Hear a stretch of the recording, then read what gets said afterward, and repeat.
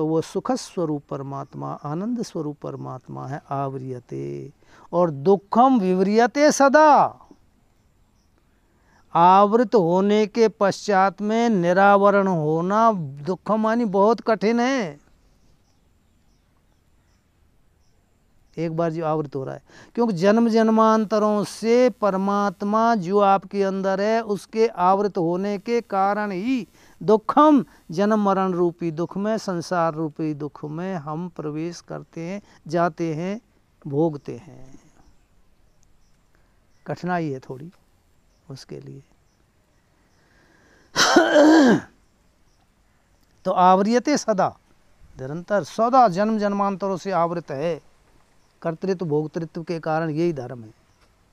इसलिए आपको अब तक संशय था, आप लोगों को नहीं, बहुत श्रोताओं को ये संशय था कि गीता जी में 18वें अध्याय में भगवान ने जो ये कहा है कि सर्वधर्मान् परित्यज्य मामेकं शरणं व्रज अहम त्वा सर्व पापेभ्यो मोक्षयिष्यामि मा शुचः। वो यही बात कही है। ये कार्य का और वो गीता जी का श्लोक बिल्कुल साफ इस मिल गया।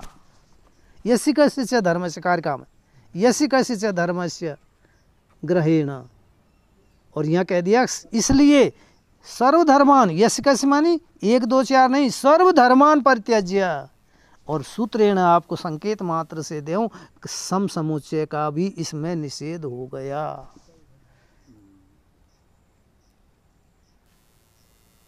सर्वधर्मान परित्यज्य माम एकम शरणम व्रज, व्रज गतऊ, और ज्ञान गमन प्राप्ति, मेरी शरण में आ जा, मेरी शरण को प्राप्त कर ले, मेरी शरण को ग्रहण कर ले।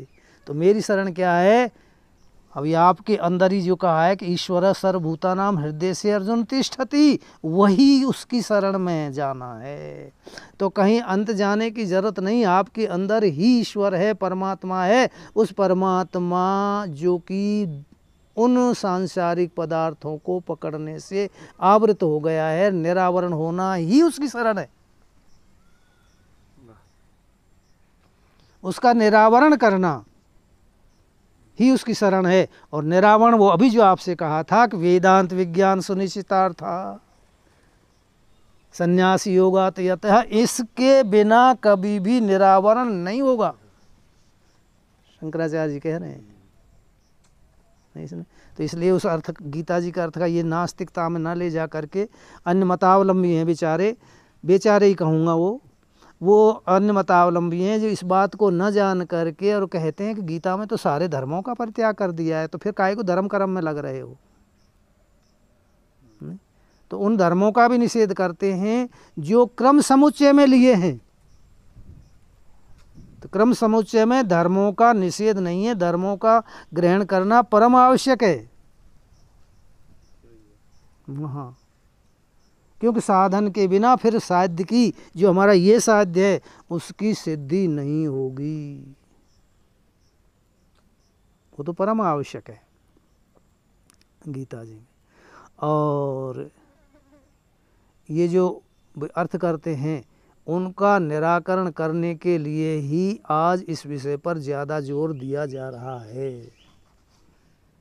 शंकराचार्य जी तो भाष्य गीता में नहीं, सारी उपनिषदों में भरे पड़े हैं ये अर्थ। ये उनका ढोल के डंके से कह रहे हैं शंकराचार्य जी। आइए, इसको यहाँ जो सर्वधर्मों का परित्याग है उसको क्रम समुच्चय के परित्याग से जो जोड़ते हैं वे कौन हैं, कैसे हैं, क्या दशा है, उनका नाम क्या है बता दूं। अविद्यायामंतरे वर्तमाना स्वयं धीरः पंडितम मन्यमाना जघन्यमाना पर्यन्ति मूढ़ा अंधे नैव नियमाना यथा अंधा। बिल्कुल खोल लो आपके जो संशय हैं। अविद्यायामंतरे वर्तमाना, वे सब अज्ञान में ही बरत रहे हैं। नहीं? स्वयं धीरः पंडितम मन्यमाना, और अपने आप को धीर वीर पंडित मानते हैं। तो ऐसे जो पंडित हैं जघन्यमाना पर्यन्ति मूढ़ा, निंदनीय होकर के, वह जघन्यमाना पर्यन्ति मूढ़ा संसार में ही बार बार गिरते हैं। और उनका जो संग करता है, अंधे न इव अंधा, कोई अंधा व्यक्ति को पकड़ करके और फिर जा कर के यात्रा करना चाहे तो नियमाना यथा अंधा, तद्वत उनका संग करने वाले की गति होगी। इसे शास्त्रीय भाषा में अंध गोलांगुल न्याय भी कहते हैं। आपको सतर्क करने के लिए सिद्धांत है सज्जनों, मैं समझ लेना जहाँ जहाँ कोई भी स्थिति हो, भटका हो, मैं नाम ज़्यादा ना लेकर के। अंध गोलांगुल न्याय है। क्या अंध गोलांगुल न्याय है? एक व्यक्ति अंधा था, दो चोर उसको पथ भ्रष्ट करके बांध के पटक गए। उपनिषद में है ये दृष्टांत, बांध के पटक गए। अब एक वो दो व्यक्ति जो ठग थे, ऐसा ही व्यक्ति और आया, उसने उसको एक सांड की पूंछ पकड़ा दी कि भाई इसको पूंछ को पकड़ करके और तू इसके पीछे पीछे चला जा। अंधा व्यक्ति था, पीछे पीछे चला जा और ये जहाँ जाए वहीं तू तेरे गांव में पहुँच जाएगी, ये तेरे गांव में ही जाएगा। गोलांगुल कहते हैं पूंछ को, अंधे को पूंछ पकड़ा दी। अब आप विचार करो, वो गांव में पहुंचने के लायक रह जाएगा? गांव में पहुंचने को बच जाएगा? सांड तो पूंछ पकड़ते पकड़ते ही कांटे, वृक्ष, गड्ढा, ऊंचा नीचा जो कुछ है उनमें होकर के भागेगा नहीं। तो गांव में पहुंचने की अपेक्षा पहले ही गोविंदाय नमो नमः। तो मेरे प्यारे सज्जनों, इसी प्रकार से यह जीवात्मा, यह मानव आया तो है अपने गांव में पहुंचने के लिए, परमात्मा को प्राप्त करने के लिए। परमात्मा से बिछड़ा हुआ है, उसको प्राप्त करने के लिए आया है। लेकिन दो ठगों ने, ये जो पीछे चल रहे हैं, हाँ कार्य पे ना ला जाऊं, माने राग द्वेष लगा लो, ये ठग हैं। शोक मोह जो प्रकरण चल रहा है, ये ठग हैं। इन्होंने जा करके उसको नहीं, पूंछ भी पकड़ाएंगे, अंधा कर दिया, पूंछ तो दूसरा पकड़ाएगा। इन्होंने ही तो आंख फोड़ी है। अभी पीछे को कहा है ना कि स्वधर्म में प्रवृत्ति नहीं होगा, और स्वधर्म में प्रवृत्ति भी होगा तो अहंकार पूर्वक फलाभिसंधि पूर्वक होगी प्रवृत्ति, नहीं। तो इन्होंने ही तो विवेक और वैराग्य आंख ये ना फोड़ी, वो विवेक वैराग्य जो आंख हैं वो फोड़ी हैं। उनको ये पता ही नहीं उचित क्या है अनुचित क्या। आंख फूट गई तो संसार, वो सांसारिक पदार्थों को, भौतिक पदार्थों को ही सच्चा मानते हैं, प्रिय मानते हैं, रमणीयत्व मानते हैं, रसत्व मानते हैं। यही तो आंख फूटना है। और अपना जो वास्तविक आपा है, परमात्मा है, उससे दूर चले जाते हैं, हट जाते हैं। ये तो कोई सन्यासी उन्यासी इनका, वनवासी इनका काम है, हमारा काम थोड़ा ही है। ये आंख फूटना है मेरे प्यारे भाइयों।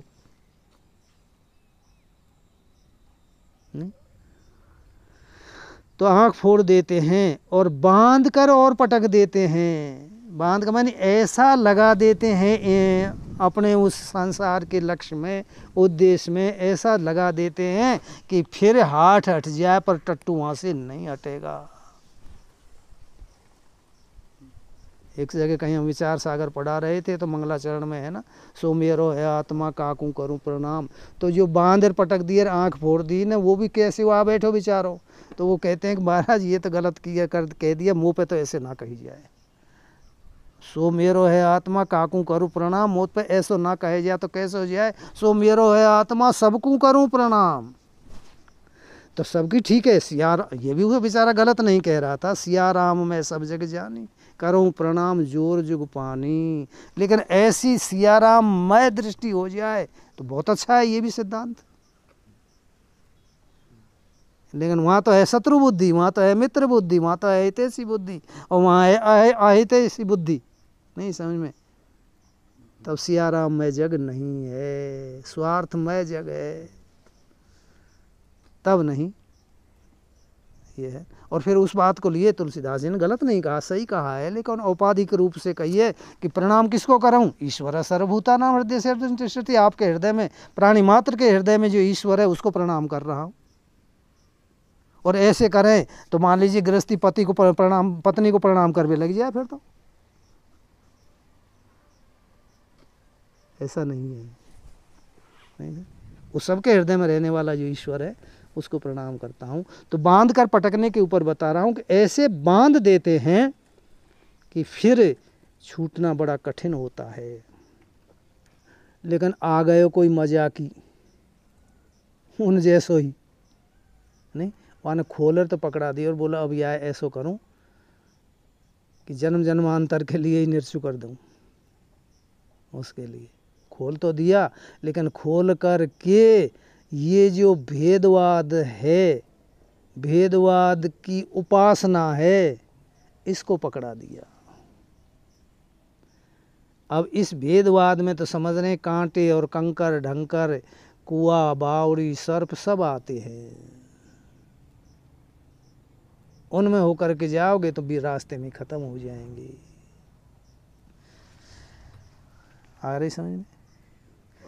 प्रमाण लो, यो अन्यो असौ अन्यो अहम अस्मीति सह न वेद। तो फिर नहीं जानता है तो क्या है? यथा पशुरेव देवानाम एके पशु आदि माने अप्रियम भवति किमु बहुषु तस्मात् एसाम तन न प्रियम यद एतन मनुष्य विद्यु। श्रुति है ये। अब ये किसके लिए है ये श्रुति? उसके लिए जो बेचारा बंधा हुआ पड़ा था, उसको खोल करके सांड की ना पूंछ पकड़ा दी। बिल्कुल, यदि उत्तम अधिकारी होगा तो कोई कहीं भी होगा, परोक्ष भी यदि श्रवण कर रहा होगा तो बिल्कुल उसके इसका प्रभाव बहुत अच्छी तरह से पड़ेगा। और इसके लिए ही भगवान ने कृपा करके संत नहीं बनाया, बल्कि मानव शरीर बनाया है, मनुष्य योनि में भेजा है। संत की तो बात ही छोड़ो। तो अर्थ कर दूं मैं, श्रुति काम की है। यो अन्यो असौ अन्यो, वह और है, वह मानी जिसकी मैं उपासना कर रहा हूँ, वह किसी और देश विशेष में है, अपने हृदय में है, हृदय में उसको नहीं देख रहे। वह किसी और देश विशेष में, किसी लोक विशेष में है, हृदय वाले भगवान को छोड़ करके। और मैं अन्य हूँ, मैं जीव हूँ, मैं मानव हूँ, कोई भी। यो अन्यो असौ अन्यो अहम अस्मीति स न वेद, वो यथार्थ नहीं जान रहा है।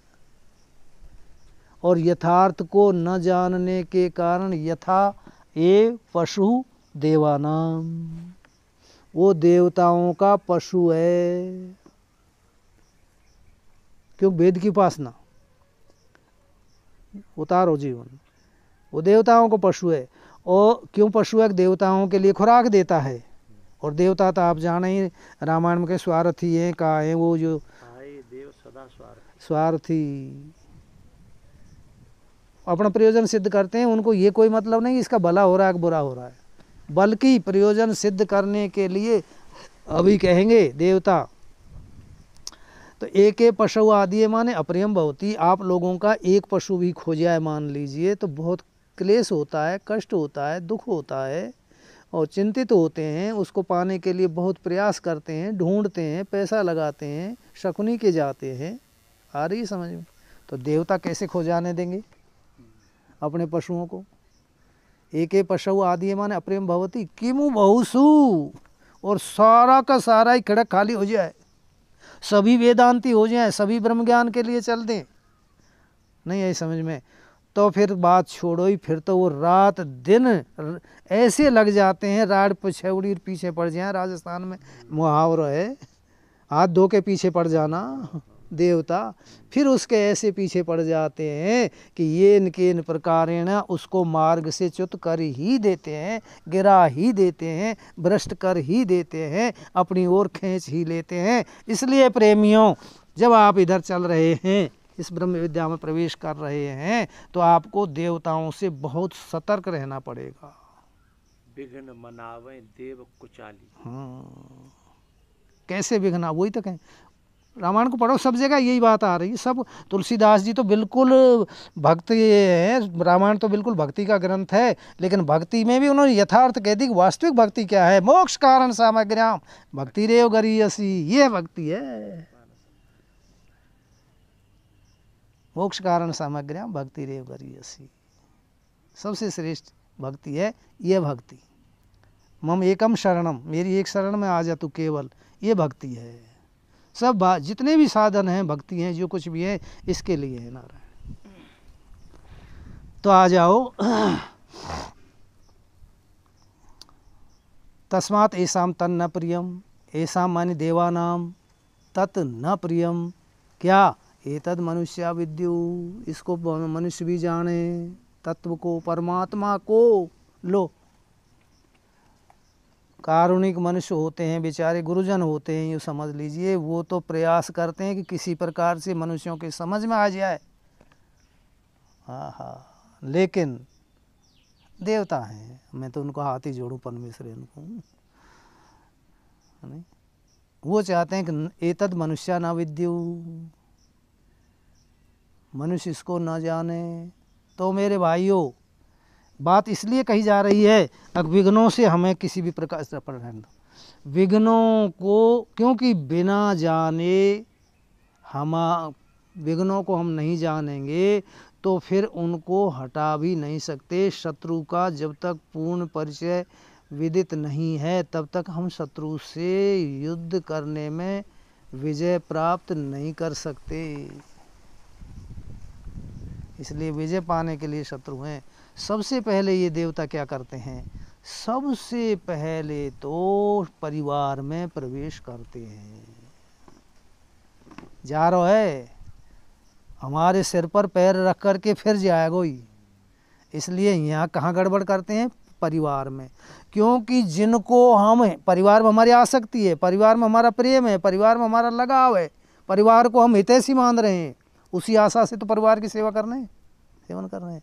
तो इसलिए वहीं प्रवेश करते हैं, और वे परिवार वाले फिर कोई सिर फोड़ता है, कोई माथा फोड़ता है, कोई हाथ तोड़ता है, कोई पैर तोड़ता है, कोई जाने क्या क्या उपाय करते हैं, उसको वहाँ से हिलने भी नहीं देते हैं, चले ना जाए। वो परिवार वाले नहीं कह रहे नारायण, वो देवता कह रहे हैं, उनमें प्रवेश करके वो देवता विघ्न कर रहे हैं। तो प्रारंभिक अवस्था में कोई परमात्मा की ओर चलना चाहे तो समझ लेना, परिवार वाले विघ्न करें तो सतर्क हो जाना कि ये देवता हैं, बिल्कुल नहीं मानूंगा इनकी, ये विघ्न कर रहे हैं। तो परिवार में जाएंगे, और क्यों, परिवार वालों की मैं स्थूल दृष्टि से फिर कह दूं, देवता दृष्टि से भी नहीं राखो, सबसे बड़े दुश्मन दुनिया में अपने कहलाने वाले ही हैं। वे वहाँ प्रवेश करते हैं। अच्छा, वहाँ भी पेश नहीं खाती है, मान लीजिए, फिर तो इसके लिए क्या करते हैं, रिद्धि सिद्धि आदि सुख संपत्तियों को भेजते हैं, देवता भेज रहे हैं उनको कि इनमें फंस जाए, भोगों में फंस जाए, और फिर भोगों में भी नहीं फंस है, तिन कर चितहीन अनहित जानी, ओय बुद्धि जो परम सयानी, तिन तन चितवन अनहित जानी। परम सयानी हो गई बुद्धि तो उन भोगों की तरफ, उन रिद्धि सिद्धियों की तरफ नहीं देखेगी। फिर देवता के चुप नहीं रहेंगे, तुम चुप पड़ जाओगे, साधक शिथिल हो जाएगा, लेकिन ये शिथिल नहीं होंगे। फिर क्या करते हैं कि लक्ष्मी छल बल कर पुण्य जाए समीपा। हाँ, जा रहे हैं समीप। वो समीप में किस तरह से जाएंगे, इस तरह से जाएंगे। लक्ष्मी, वो माया के दो रूप हैं, एक जड़ और एक चेतन। सावधानी की बात है, जड़ और चेतन। जड़ ये अर्थ है, धन है, संपत्ति है, और चेतन मातृशक्ति है। तो पहले जड़ को भेजते हैं, जड़ को भेजेंगे, माने आपको उल्टा सीधा धन आएगा, आपके आमदनी उल्टी सीधी आएगी। आप ठुकराओगे, आप मना करोगे, लेकिन वो ज़बरदस्ती से आएगी। जो उल्टा खेल है, जो उसको चाहते हैं उनके पास में तो नहीं जाती है, और जो नहीं चाहते हैं उनके पास में दौड़ में के जाती है। वो लक्ष्मी ना जा रही बेचारी, वो देवता ज़बरदस्ती से प्रार्थना करके उसको उसके पास में भेज रहे हैं कि मैया हमारे काम में बना दे, तो तकलीफ भलाई तो होए, वो भेज रहे हैं। अनुभव करना, अपने पूर्व पर जीवन का समन्वय करना, वो भेज रहे हैं। और फिर वो आ गई, नहीं है समझ में, अब वह आ गई तो दूसरा रूप बिना ही बुलाए आएगा, आएगा। फिर शायद यह गुण साधन ते नहीं हुई, तुम्हारी कृपा पावई कोई कोई। भगवान की जिसके ऊपर विशेष कृपा हो उसको ये गुण होता है, उससे बच जाए तो नहीं। इसलिए तस्मात् ऐसाम तन्न प्रियम एतद मनुष्या विद्यु, देवानाम तत् न प्रियम एतत् परमात्मानम मनुष्या विद्यु विजानियात। वो प्रिय नहीं। तो इसलिए मेरे भैयाओ, समय थोड़ा है, रास्ता बहुत है, लक्ष्य दूर है, चाल शिथिल है, विशेषणों को सबको देखना। तो नहीं पहुँचे और रास्ते में ही सूर्यास्त हो गया, रात हो गई, तो खतरनाक जीव जंतु गोविंदाय नमो नमः कर देंगे। अर्थात वो जो विघ्न पीछे को बताया, साध्य साधन भेद ही स्वरूप है जिसका, उसमें से कोई भी सदस्य आकर के फिर आपको परास्त कर ही देंगे। इसलिए समय के रहते रहते जाग जाओ।